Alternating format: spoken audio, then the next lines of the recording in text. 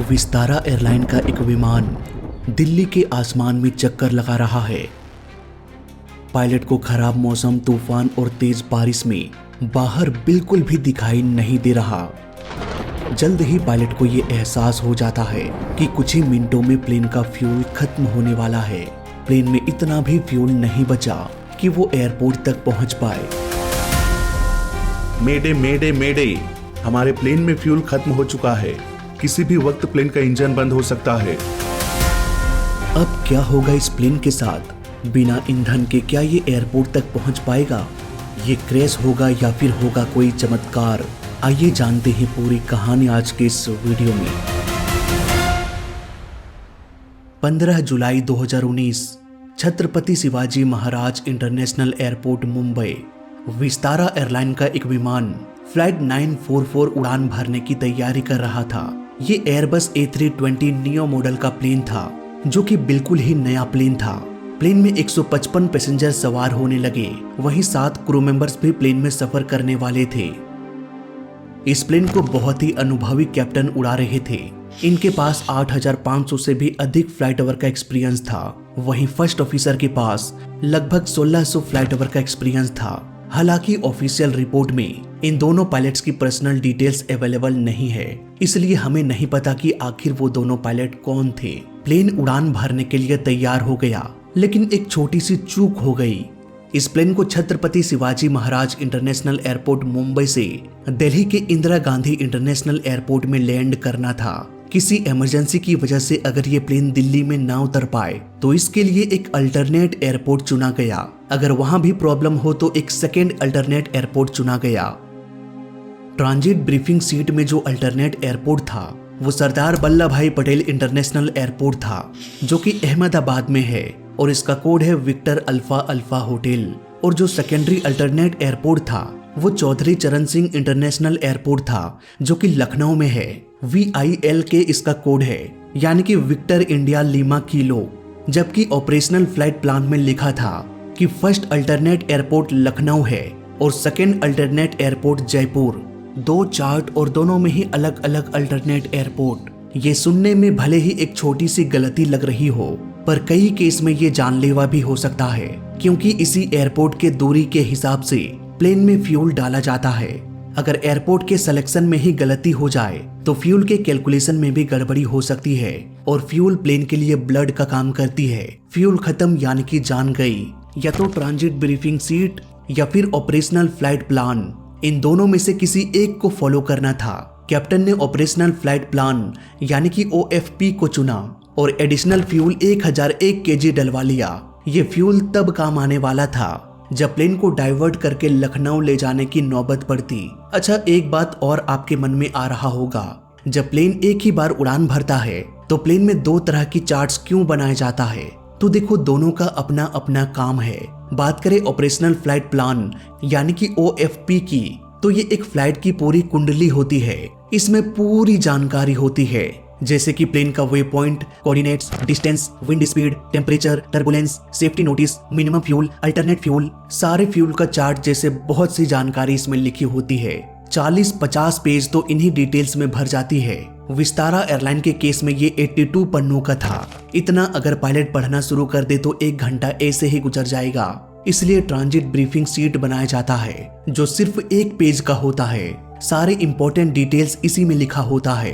अब इतना सब कुछ समझने के बाद वापस से आते हैं विस्तारा एयरलाइन के पास। कैप्टन ने ऑपरेशनल फ्लाइट प्लान को सिलेक्ट करके कुल 8500 kg फ्यूल डलवा लिया। फाइनली ये प्लेन मुंबई से उड़ान भरा। टेक ऑफ के बाद सब कुछ सही चल रहा था। प्लान के हिसाब से टेक ऑफ के बाद ये धीरे धीरे उत्तर भारत दिल्ली की ओर निकल गया। जैसे जैसे प्लेन दिल्ली की ओर बढ़ रहा था, मौसम भी बदलने लग रहा था। दिल्ली एयरपोर्ट से खबर आई कि यहाँ भारी बारिश हो रही है। बारिश और आंधी ने यहाँ कहर मचा दिया है। भारत में जुलाई का महीना मॉनसून का होता है। देखते ही देखते मौसम करवट बदल लेता है। इंदिरा गांधी इंटरनेशनल एयरपोर्ट में भी कुछ ऐसा ही चल रहा था। रनवे पूरी तरह से गीला हो चुका था। गीला होने की वजह से रनवे में जो ग्रूव्स होता है, जो प्लेन के टायर में फ्रिक्शन बढ़ाता है और प्लेन को रुकने में मदद करता है, उसमें पानी भर जाता है। नतीजा प्लेन का व्हील फिसलने लगता है, ब्रेक भी काम नहीं करता। इतिहास में कई बार इसी वजह से प्लेन हादसा भी हो चुका है। क्या पता कुछ देर में मौसम साफ हो जाए। इसी उम्मीद से विस्तारा एयरलाइन अपने प्राइमरी एयरपोर्ट दिल्ली की ओर बढ़ रहा था। धीरे धीरे विस्तारा एयरलाइन अब दिल्ली पहुंच गया। कैप्टन ने प्लेन के एल्टीट्यूड को कम करना शुरू कर दिया। प्लान के हिसाब से इस प्लेन को रनवे 29 पर उतरना था। दिल्ली टावर, विस्तारा 944, हम रनवे 29 की ओर बढ़ रहे हैं। विस्तारा 944, फिलहाल यहाँ पर लैंडिंग करना पॉसिबल नहीं है, इसलिए कुछ देर आप होल्ड कर सकते हैं। यहाँ विजिबिलिटी लगभग 1000 मीटर है। अब विस्तारा एयरलाइन फ्लाइट 944 को होल्ड कर दिया गया, यानी कि एयरपोर्ट के चारों ओर चक्कर लगाने लगा और इंतजार करने लगा कि कब मौसम साफ होगा। इसी इंतजार में करीब आधे घंटे गुजर गए, पर दिल्ली का मौसम सुधर ही नहीं रहा था। इतनी देर हवा में इंतजार करते करते काफी फ्यूल खत्म हो चुका था। अब दोनों पायलट को चिंता सताने लगी कि प्लेन में कहीं फ्यूल शॉर्टेज ना हो जाए। फ्लाइट प्लान में एक फ्यूल लिखा होता है, मिनिमम डाइवर्जन फ्यूल, यानी कि MDF, जो कि 2914 kg था। इसका मतलब ये था कि अगर प्लेन दिल्ली में नहीं उतर पाता है तो प्लेन को अल्टरनेट एयरपोर्ट लखनऊ जाने के लिए कम से कम 2914 kg फ्यूल होना जरूरी है। अगर फ्यूल इससे कम हुआ तो प्लेन एयरपोर्ट तक नहीं पहुंच पाएगा। दोनों क्रू ने डिस्कस किया कि हमारे पास कम से कम 2914 kg फ्यूल तो होना ही चाहिए। इसमें हम सेफ्टी के लिए 500 kg और फ्यूल जोड़ लेते हैं, कुल 3414 kg फ्यूल। दोनों क्रू ने प्लान बनाया कि अगर फ्यूल कम होते होते 3414 kg हो जाता है और तब तक अगर हम लैंड नहीं कर पाते तो हम तुरंत लखनऊ या जयपुर के लिए निकल जाएंगे। हमें ज्यादा रिस्क नहीं लेना चाहिए। उस वक्त लखनऊ और जयपुर में मौसम ठीक ठाक था, लैंडिंग हो सकती थी, पर वहां जाने के लिए प्लेन को अलीगढ़ से होकर जाना पड़ता। दिक्कत ये थी कि दिल्ली से अलीगढ़ तक मौसम बहुत खराब थी। उधर दिल्ली ATC ने विस्तारा एयरलाइन को आधे घंटे होल्ड कराने के बाद कहा कि आप 15 डिग्री के हेडिंग में आ जाइए और ILS 29 पर लैंड कर जाइए। ILS यानी कि इंस्ट्रूमेंट लैंडिंग सिस्टम बेसिकली एक ऐसी तकनीक होती है जो खराब मौसम में भी प्लेन को रनवे के सीध में ले आता है और सही ऊंचाई पर प्लेन को बनाए रखने में मदद करता है। भले ही पायलट को आगे रनवे ठीक से ना दिखाई दे रही हो, तब भी इस ILS की मदद से प्लेन अपने दिशा से नहीं भटकते। विस्तारा एयरलाइन अब फाइनली रनवे की ओर बढ़ने लगा। ऊंचाई धीरे धीरे कम होने लगी। दोनों पायलट ने राहत की सांसें लिया, पर किस्मत अभी और भी कई सारे खेल करवाने वाली थी। जब प्लेन 2500 फीट के एल्टीट्यूड पर पहुंचा, तभी अचानक हवा का रुख बदल गया। टेलविंड 15 नॉटिकल माइल्स हो गई। टेलविंड यानी कि हवा प्लेन के टेल के साइड से बहने लगी, यानी कि प्लेन के पीछे से हवा के इस बहाव ने प्लेन की रफ्तार को और बढ़ा दिया। ऐसे कंडीशन में जब रनवे गीला हो, फिसलन भरा हो और हवा भी प्लेन को पीछे से धक्का दे रही हो, तो ऐसे केस में प्लेन को रोक पाना बहुत मुश्किल हो जाता है। प्लेन रनवे के बाहर जाकर क्रैश हो सकता है। क्रू ने सही फैसला लिया। उन्होंने लैंडिंग कैंसिल करके वापस प्लेन को ऊपर ले लिया। पायलट ने कहा कि हम लैंडिंग कैंसिल करके गो अराउंड कर रहे हैं। हम फ्लाइट को डाइवर्ट कर रहे हैं। अब हम दिल्ली से डाइवर्ट करके लखनऊ जा रहे हैं। लेकिन क्यों? क्योंकि अभी अभी हमने स्ट्रॉन्ग टेलविंड का सामना किया, लगभग 200 फीट पर। ठीक है, आप 11000 फीट के एल्टीट्यूड पर चले जाइए। अब धीरे धीरे प्लेन एल्टीट्यूड गेन करते हुए 11000 फीट के लिए निकल पड़ा। ATC ने फिर से पूछा, विस्तारा 944, आप जयपुर जाने में इंटरेस्टेड हो? नेगेटिव सर, हमारा अल्टरनेट एयरपोर्ट लखनऊ है, ना कि जयपुर। पायलट्स को अब सबसे बड़ा डर सताने लगा कि प्लेन में कहीं फ्यूल शॉर्टेज ना हो जाए, क्योंकि दोनों पायलट ने सेफ मार्जिन को ध्यान में रखते हुए जो फ्यूल कैलकुलेट किया था वो 3414 kg था। लेकिन इस वक्त प्लेन के टैंक में सिर्फ 3000 kg फ्यूल बचा हुआ था और जयपुर जाने के लिए 2914 kg फ्यूल की जरूरत थी, यानी कि सिर्फ 86 kg एक्स्ट्रा फ्यूल बचा हुआ था। इतने बड़े प्लेन के लिए 86 kg फ्यूल कुछ भी नहीं होता। कुछ ही मिनटों में ये फ्यूल खत्म हो जाएगा, यानी कि चंद मिनटों की भी अगर देरी हो जाए तो विस्तारा एयरलाइन का दोनों इंजन बंद पड़ जाएगा और ये कहीं ना कहीं क्रैश हो जाएगा। और आगे चलकर ऐसा हुआ भी। उस दिन दिल्ली से अलीगढ़ तक मौसम बहुत खराब थी। इस खराब मौसम से बचने के लिए प्लेन को 40 माइल्स एक्स्ट्रा उड़ान भरते हुए एक लॉन्ग रूट से लखनऊ पहुंचना पड़ता। ऐसे सिचुएशन में जब फ्यूल की कमी हो, एक एक बूंद भी जिंदगी और मौत का फैसला कर सकती हो, ऐसे केस में विस्तारा एयरलाइन को एक लंबे रूट से होकर जाना पड़ रहा था। जबकि इस वक्त विस्तारा एयरलाइन को सबसे छोटे रास्ते की जरूरत थी। लेकिन मौसम के अलावा दिल्ली में कई सारे नो फ्लाइंग जोन है, जिसके ऊपर से कोई भी प्लेन नहीं उड़ सकता, चाहे कितनी भी इमरजेंसी क्यों ना हो जाए, जैसे कि राष्ट्रपति भवन, पार्लियामेंट, ताजमहल। इस चक्कर में विस्तारा एयरलाइन को एक लंबे रूट से होकर जाना पड़ा, जिसका असर सीधे फ्यूल पर पड़ा। अब धीरे धीरे प्लेन 27,000 फीट के एल्टीट्यूड पर पहुंच गया। लेकिन यहाँ पर भी एक दिक्कत हो गई। एटीसी ने कहा कि प्लेन को 21,000 फीट के एल्टीट्यूड पर ले आओ। 27,000 फीट पर बहुत ट्रैफिक है।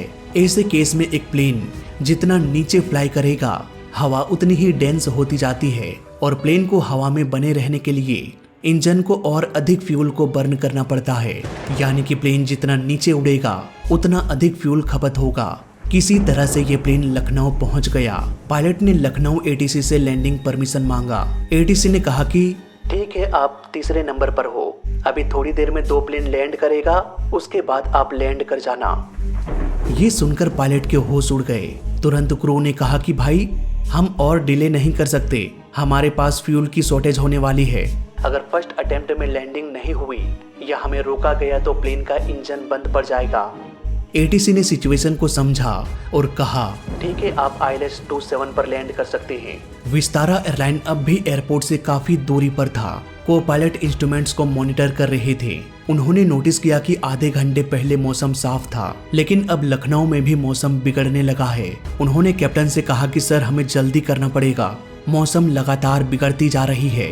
उसी वक्त लखनऊ एयरपोर्ट में एक दूसरा प्लेन लैंडिंग करने की कोशिश में लगा हुआ था, लेकिन मौसम की खराबी की वजह से वो लैंड नहीं कर पाया और वापस ऊपर चला गया।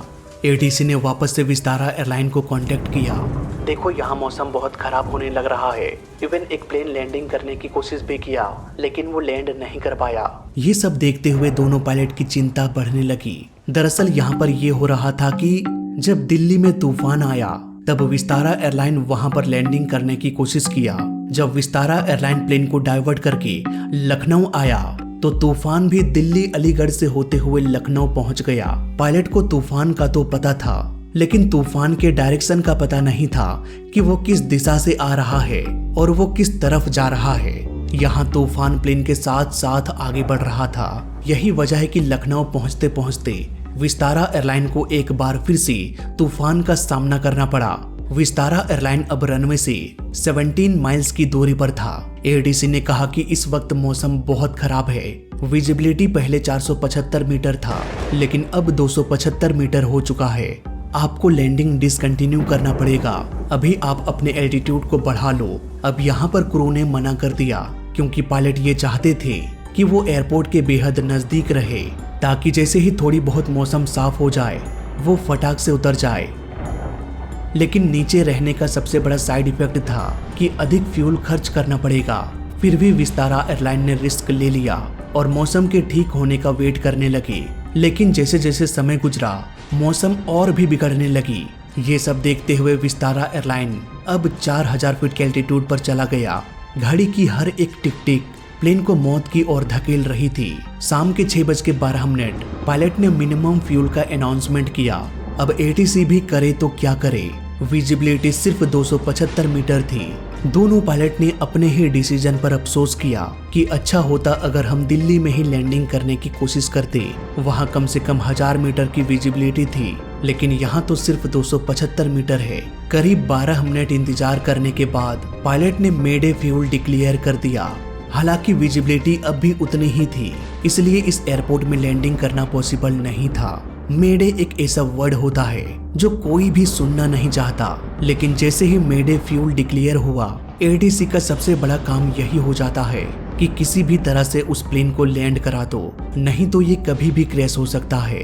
पायलट ने लखनऊ एटीसी से सजेशन मांगा कि सबसे करीबी एयरपोर्ट कौन सा है जहां पर हम लैंड कर सकते हैं। को पायलट ने कहा कि सबसे करीबी एयरपोर्ट तो कानपुर है, लेकिन वो एयरपोर्ट हमारे डेटाबेस में है ही नहीं। देखो, हर प्लेन में एक कंप्यूटर होता है जिसे FMC यानी कि फ्लाइट मैनेजमेंट कंप्यूटर के नाम से हम जानते हैं। दुनिया के सारे एयरपोर्ट्स की जानकारी पहले से ही इसमें स्टोर होती है, जैसे कि एयरपोर्ट की ऊंचाई कितनी है, GPS कोऑर्डिनेट क्या है, रेडियो फ्रीक्वेंसी, वे पॉइंट्स, ये सारी जानकारी FMC में स्टोर होता है। लेकिन कानपुर एयरपोर्ट के बारे में विस्तारा एयरलाइन के फ्लाइट मैनेजमेंट कंप्यूटर में कोई भी जानकारी नहीं थी। अब अगर कंप्यूटर को ही कुछ पता नहीं तो ऑटो पायलट काम करेगा नहीं, मैनुअली ही प्लेन को उड़ाना पड़ता। अगर पायलट कानपुर जाने का डिसीजन लेते भी तो उन्हें मैनुअली प्लेन को उड़ाना पड़ता और विजुअल अप्रोच करना पड़ता, यानी कि कॉकपिट के बाहर देखना कि रनवे कहाँ है और वहां पर उतर जाना। लेकिन यही तो दिक्कत थी कि आगे कुछ दिखाई ही नहीं दे रहा था। इस वक्त प्लेन में लगभग 500 kg फ्यूल बच गया।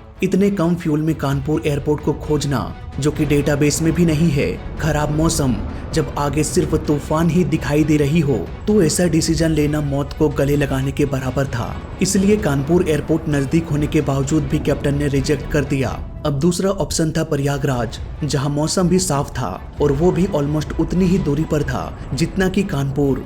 नतीजा 6:27। कैप्टन ने डिसाइड किया कि अब वो प्रयागराज जाएंगे। ATC ने कहा कि कंफर्म करें कि आप प्रयागराज जा रहे हैं। हाँ, हम फिर से क्लाइंब कर रहे हैं। विस्तारा एयरलाइन फ्लाइट 944 जहां पर अभी आप हो, वहां से कानपुर 53 माइल्स की दूरी पर है और प्रयागराज उससे भी आगे 58 माइल्स पर है। क्या आप अब भी वहां जाना चाहेंगे? सर, कानपुर में हम नहीं जा सकते, इसलिए प्रयागराज जाना ही सही रहेगा। ठीक है, आप 6000 फीट के एल्टीट्यूड पर चले जाओ। अब पायलट बहुत बड़ी मुसीबत में फंसने वाले थे, क्योंकि प्लेन के टैंक में सिर्फ 500 kg फ्यूल बचा हुआ था। विस्तारा एयरलाइन को 10 माइल्स की दूरी तय करने के लिए लगभग 80 से 100 kg फ्यूल चाहिए। अब क्योंकि ऊंचाई कम थी, इसलिए हम अप्रोक्स 100 kg मानकर चलते हैं। प्रयागराज 58 माइल्स की दूरी पर था। इट मीन्स वहां तक जाने के लिए कम से कम 500 से 600 kg फ्यूल की जरूरत थी और प्लेन के टैंक में सिर्फ 500 kg फ्यूल बचा हुआ था। कैलकुलेशन के हिसाब से पायलट का यह डिसीजन कि वो प्रयागराज में जाकर लैंड करेंगे बिल्कुल गलत था। फिर भी विस्तारा एयरलाइन प्रयागराज की ओर निकल गए। अब प्लेन भगवान भरोसे उड़ रहा था।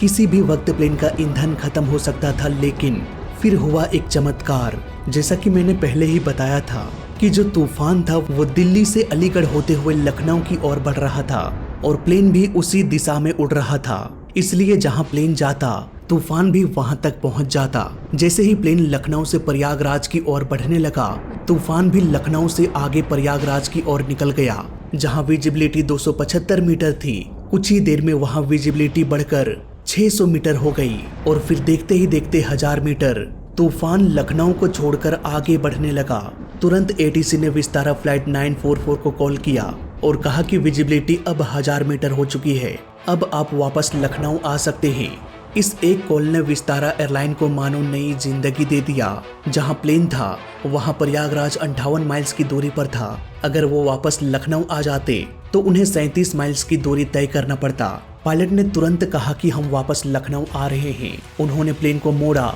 ATC ने उन्हें सबसे शॉर्टकट रास्ता बताया। विस्तारा एयरलाइन धीरे धीरे एयरपोर्ट की ओर बढ़ने लगा। मौसम अब पहले से काफी साफ हो चुकी थी। कुछ ही देर में प्लेन रनवे से अलाइन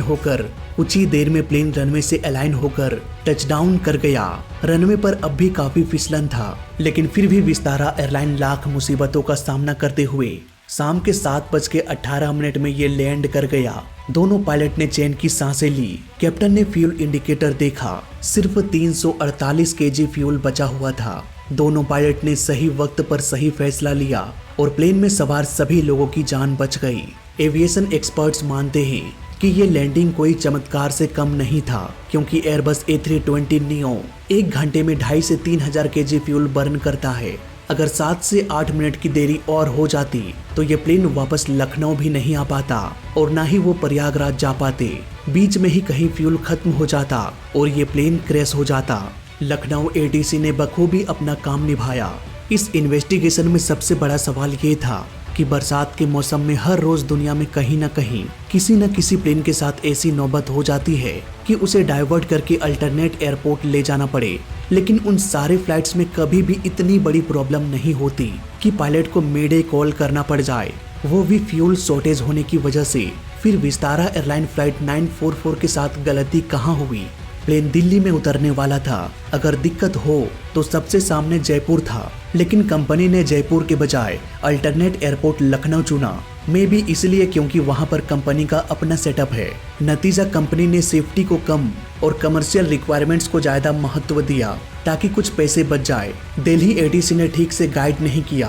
पायलट ने कहा कि हम लखनऊ जा रहे हैं। एटीसी ने कह दिया कि हाँ भाई ठीक है। इसके बाद दिल्ली एटीसी का काम खत्म, जबकि उन्हें विस्तारा एयरलाइन को ठीक से गाइड करना चाहिए था कि तूफान कहां से आ रहा है, किस ओर जा रहा है, ये सब कुछ डिटेल में बताना चाहिए था। अगर लखनऊ एटीसी भी कहता कि ठीक है प्रयागराज चले जाओ, और अगर वो वापस कॉल नहीं करता तो विस्तारा एयरलाइन का क्रैश होना तो तय था। इस इन्वेस्टिगेशन के बाद कई सारे सुझाव पेश किया गया।